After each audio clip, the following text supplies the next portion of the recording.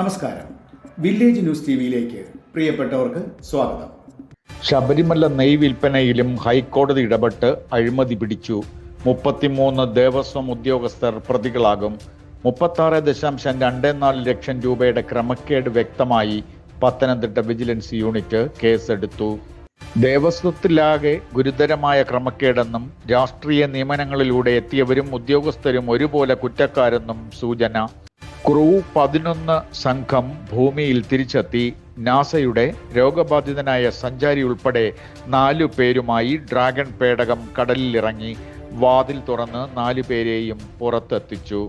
ഫ്ളാറ്റിൽ വെച്ച് കാണാമെന്ന് അതിജീവിത തന്നെ പറയുന്ന ഓഡിയോ രാഹുൽ മാങ്കൂട്ടത്തിൽ MLAയുടെ സുഹൃത്ത് ഫെനി നൈനാൻ അല്പം മുമ്പ് പുറത്തുവിട്ടു.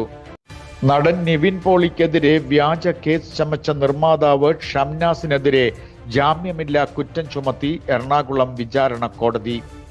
മുൻ ദേവസ്വം ബോർഡ് മെമ്പർ KP ശങ്കരദാസിനെ റിമാൻഡ് ചെയ്തു. SP ഫോർട്ട് കൊല്ലം ആശുപത്രിയിൽ ആദ്യം അന്വേഷണ ഉദ്യോഗസ്ഥൻ SP S ശശിധരൻ എത്തി. പിന്നെ കൊല്ലം വിജിലൻസ് ജഡ്ജി CS മോഹിത്തും ആശുപത്രിയിലെത്തി. കൂടുതൽ വാർത്തകളും വിശകലനങ്ങളും നിങ്ങളിലേക്ക് എത്തുവാൻ വില്ലേജ് ന്യൂസ് TV സബ്സ്ക്രൈബ് ചെയ്യുക, ഷെയർ ചെയ്യുക.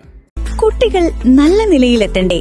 പഠനത്തിലും ജീവിതത്തിലും അവരെ മുന്നിലെത്തിക്കുവാൻ early brain mapping and academic കൗൺസിലിംഗിന് അവരെ വിധേയരാക്കൂ.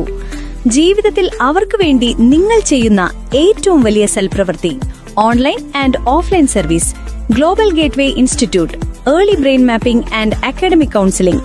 ഇപ്പോൾ വിളിക്കുക 8129516829.